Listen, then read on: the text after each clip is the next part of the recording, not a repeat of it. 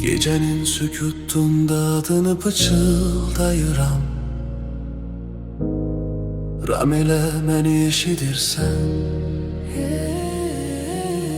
Gözlerin göydeki ulduzlar kimidir parıltı qara. Gülüşün gündən daha yaxşı istiləşir. Səninlə dünyam möcüzələrlə doludur. Sensiz mən kölgə kimiyəm atəşsiz.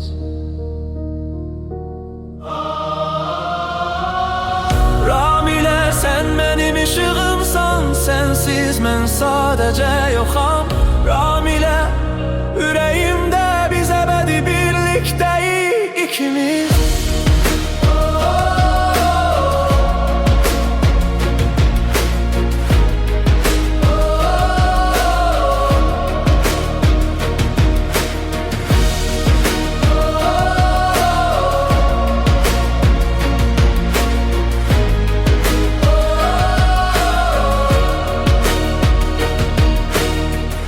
Etrafında olanda zaman donur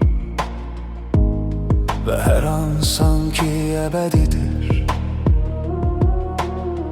İstiliğin ruhumu istileştirir.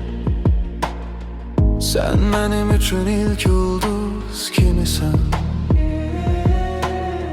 Seni hayattan daha çok sevirəm. Sen benim havamsan, sen benim rahatlığımsan. Bütün hayallar ve bütün düşüncelerim yalnız seni düşünür. Ram ile sen benim ışığımsan, sensiz ben sadece yoxam. Ram ile yüreğimde biz ebedi birlikteyiz ikimiz.